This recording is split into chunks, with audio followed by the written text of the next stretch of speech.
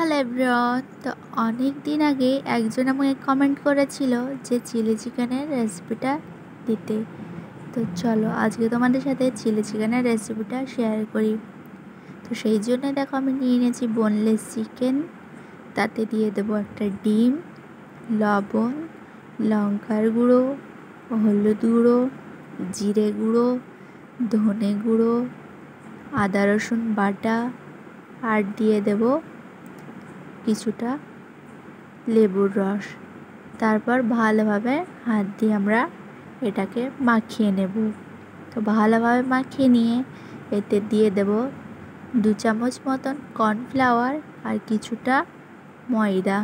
তারপর আবার ভালোভাবে আমরা মাখিয়ে 10 মিনিট মতন রেখে দেব। তো 10 মিনিট পর ভালোভাবে তেলের মধ্যে দিয়ে পকোড়ার মতন ভালো করে ভেজে নেব। তোমরা চাইলে এইগুলোকে চিকেন পকোড়া হিসেবেও খেতে পারো।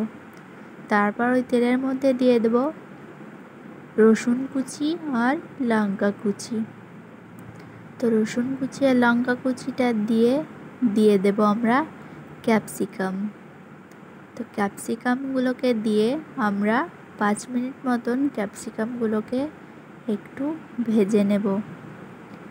তো ক্যাপসিকামটা কিছুক্ষণ ভেজে নিয়ে এর মধ্যেই দিয়ে দেব আমরা পেঁয়াজ। তো পেঁয়াজটাকে দিয়ে আমরা ভালোভাবে ক্যাপসিকামটার সাথে নাড়িয়ে নেব।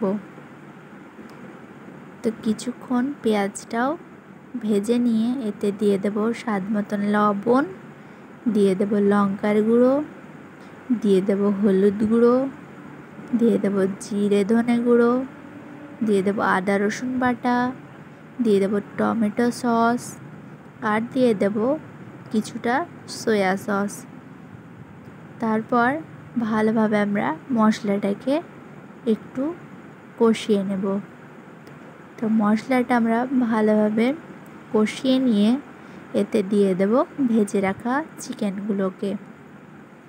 তো চিকেনগুলোকে দিয়ে আবার কিছুক্ষণ ভালোভাবে নাড়িয়ে নেব। তো ভালোভাবে নাড়িয়ে নিয়ে আমরা দিয়ে দেব কর্নফ্লাওয়ারের জল। তো 2 চামচ মতন কর্নফ্লাওয়ার নিয়েছিলাম আর দিয়েছিলাম কিছুটা জল, সেটার মিশ্রণটাই দিয়ে দিলাম। আর দিয়েছিলাম কিছুটা জল। তারপর ঢাকা দিয়ে 5 মিনিট ভালোভাবে ফুটিয়ে নিয়ে ওপর থেকে একটু চিনি আর গরম মশলার গুঁড়ো দিয়ে নামিয়ে নিলেই তৈরি আমাদের চিলি চিকেন। তো এই চিলি চিকেনটা তো আমি ফ্রায়েড রাইসের সাথে খেয়েছিলাম। তোমরা যদি চাও যে ফ্রায়েড রাইসের রেসিপি দেখতে আমাকে কমেন্ট করো, আমি ফ্রায়েড রাইসের রেসিপিটা তোমাদের সাথে শেয়ার করে দেব। আর চিলি চিকেনের রেসিপিটা তো অনেক সহজ, তোমরাও বাড়িতে ট্রাই করতে পারো। তো ভিডিওটা ভালো লাগলে লাইক কমেন্ট শেয়ার করে চ্যানেলটাকে সাবস্ক্রাইব করতে ভুলো না।